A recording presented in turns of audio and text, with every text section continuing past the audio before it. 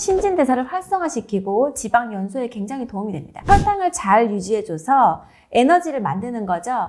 다들 굉장히 궁금해하시는 스테로이드라고 해서 또 빠질 수 없는 호르몬이 있겠죠. 자, 그러면 어떨 때 이런 호르몬들을 분비가 촉진이 될 때가 있는가 하실 텐데요. 꾸준한 운동을 하는 경우를 한번 말씀을 드려보겠습니다. 운동을 꾸준하게 할 시에는 분비가 촉진되는 호르몬들이 있어요.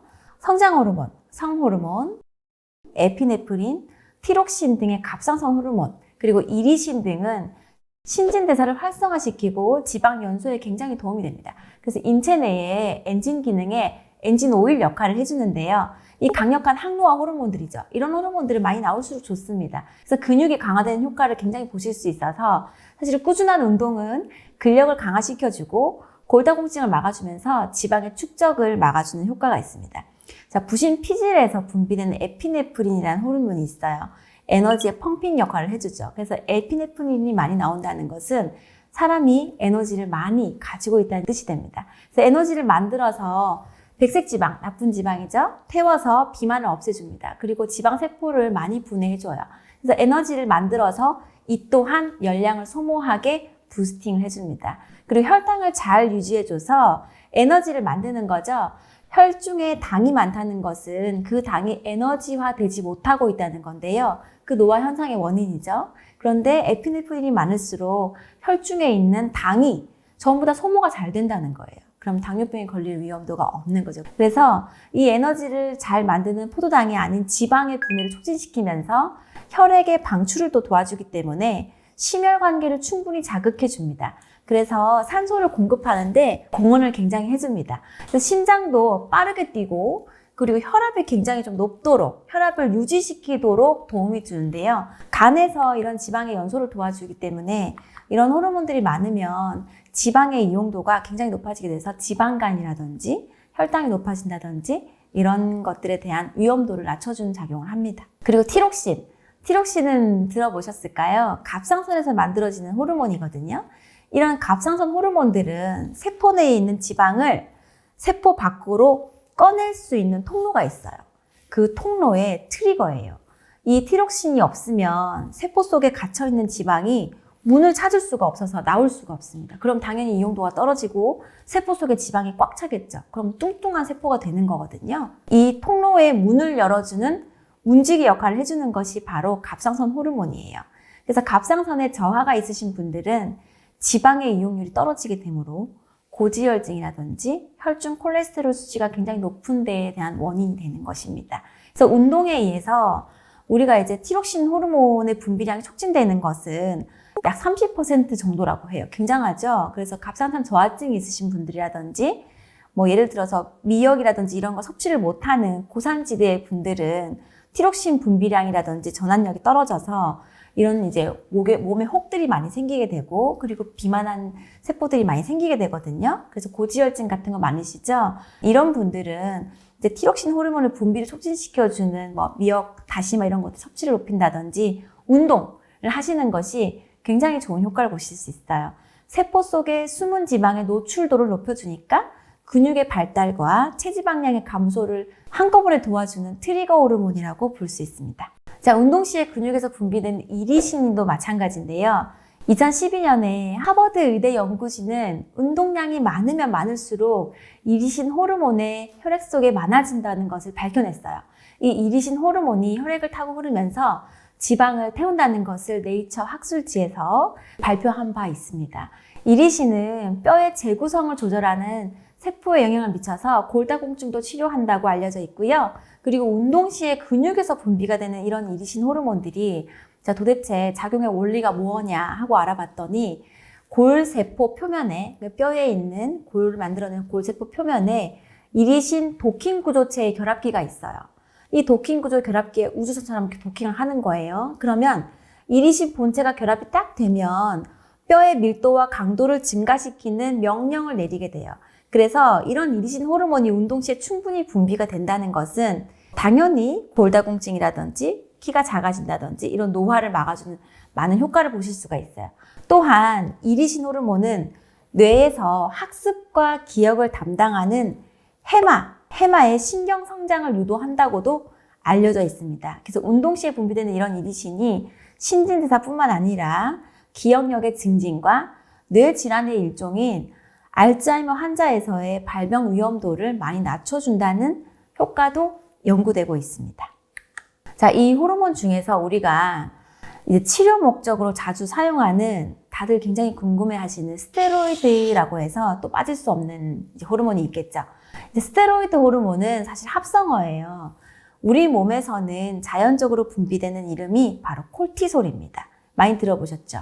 자, 콜티솔이 어떤 역할을 하냐면 스트레스를 많이 받았어요. 예를 들어서 그러면 우리 몸의 항상성을 지켜주려고 분비되는 호르몬이거든요. 스트레스를 이겨내려고 우리 몸에서 이런 콜티솔 호르몬을 분비를 하게 됩니다. 이런 콜티솔 호르몬은 스트레스를 이겨내는 이외에도 혈당을 조절해 주기도 하고 또 포도당을 뇌로 보내서 뇌에 에너지원을 공급해 주기도 하고 또 여러 가지 작용을 많이 하는데요. 콜티솔 호르몬은 그래서 이제 혈당을 이용하는 인슐린 호르몬과도 굉장히 깊은 관계가 있죠. 그 기전을 살펴보면은 과도한 스트레스를 받았다 하면 교감신경이 계속 긴장을 하게 되죠. 자, 그때 아드레날린을 방출을 하게 되면은 포도당을 생성을 하게 돼요. 왜냐면은 우리가 갑자기 근육을 써야 하거나 내지는 집중을 해야 하거나 할 때 가장 쓰기 쉬운 에너지원이 바로 포도당이거든요. 이 포도당을 생성을 하라 이런 신호를 보내게 됩니다.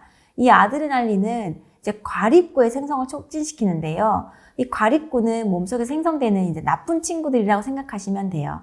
이 생성을 촉진시켜서 이 과정에서 활성산소가 많이 발생을 하게 되고 이 활성산소는 체내에 있는 각종 장기를 공격을 하게 되죠. 그래서 이제 췌장도 활성산소를 받게 되면은 당연히 인슐린의 분비가 저하가 되게 되어서 결국에는 포도당을 신생하는 작용이라든지 이런 작용과 맞물려서 혈당이 막 상승을 하게 됩니다. 그래서 인체는 인슐린 저항성이라는 이제 어려운 환경을 가지게 되는 거죠. 이 메커니즘은 사실은 매우 필요한 방어 기전이어서 인체 면역 시스템에 있어서 방어, 그리고 치료작용, 그리고 이제 스트레스 상황으로부터의 도피를 우리 많이 도와주게 돼요. 그래서 이렇게 또 다른 부신 호르몬인 알도스테론은 콜티솔 수치를 또 유지시키려고 노력을 해주게 되죠. 그래서 이 두 가지 호르몬이 인체의 항상성을 굉장히 유지를 하게 됩니다.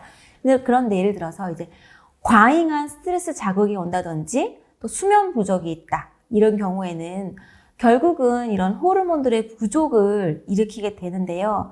이 과정이 피로가 누적이 많이 된다든지 그리고 계속된 피로가 있어서 부신의 분비선을 많이 부어오르게 해요. 왜냐하면 부신 호르몬을 계속 나오게 하기 위해서 부신을 계속 자극을 하게 되면 부신은 과도하게 공장을 돌리게 되는 거죠. 그러면은 분비선이 붓게 되고 저장되어 있고 만들어져 있던 호르몬을 다 분비를 하게 되면은 마지막에는 호르몬이 정말 적게 나오거든요. 거의 나오지 않거나 무리를 하게 되는 거죠. 그리고 과도한 양, 많은 양의 부신필 호르몬을 막 분비를 했어요. 그래서 인체를 보호하려고 최대한 노력을 하거든요. 그러면은 이런 콜티솔이 과다 분비하게 됐다. 그럼 곧 언젠가는 이 호르몬이 영원히 많이 있지 않아요. 그래서 곧 얘는 이제 고갈, 소진이 없이 0%가 된다는 얘기거든요. 그 결과는 몸 안의 면역력이 많이 떨어지게 되고 그리고 심혈관계, 소화기계, 그리고 생식계통 등 모든 영향력을 악영향을 끼치게 됩니다. 그 이후는 이제 상상이 가시죠. 이 지속되는 스트레스는 결국에는 인체 내에 비축한 콜티솔이 떨어지기 시작하면 당에 의존을 하게 돼요. 이제 면역 호르몬이 없어졌기 때문에 급하게 만들어낼 수 있는 에너지는 원은 당밖에 없거든요. 당에 의존하게 되고 탄수화물 의존성 같은 것들이 생기게 되죠. 그리고 콜티솔을 분비를 하지 못하는 부신이라는 이제 공장은 결국 생산력이 떨어지는 거죠. 그래서 면역력이 다 떨어지게 돼요. 그리고 피곤해지고 체중도 불어나게 되고 호르몬들을 만들어낼 수가 없으니까요. 서로 이런 이제 좋은 작용을 하지 못하니까. 그리고 이제 잠을 잘 자게 만들고 피로를 풀어주는 멜라토닌이라는 이런 송과산에서 나오는 호르몬도 말라버려서 결국엔 잠도 오지 않아요. 수면도 부족하게 되고 수면이 부족하게 되면 또 잘 때 만들어져야 되는 이제 부신 호르몬이 생성력이 떨어지기 때문에 그리고 이제 섭취하는 당도 부족해지게 되면은 늘 탄수화물 의존성을 보이게 되고 면역력이 떨어지게 되고 두통, 우울증, 공황장애, 그리고 고혈압, 소화불량, 당뇨, 설사, 생리불순 등이 대표적인 이제 만성 스트레스 질환을 가지게 되는 거죠. 이런 상황이 되었을 때 인체가 다시 회복기에 들어서면 참 좋은데요. 이럴 때 만약에 감염이 일어나거나 뭐 쉬지 못하면 면역력이 이제 인체는 무너지게 됩니다. 그때는 공격당하기 쉬운 상태가 되는데요. 이렇게 콜티솔 호르몬 수치는 굉장히 필수 호르몬이라고 보실 수가 있어요. 이런 콜티솔들은 면역 저하 상태나 심각한 염증 상태로부터 인체가 스스로 치료가 안 될 때 이제 이럴 때는 이제 외부에서 급격한 보충을 해줘야 되는 거예요. 그래서 인공적으로 합성하여 만든 제제들이 있어요. 그것을 바로 스테로이드라고 부르게 됩니다.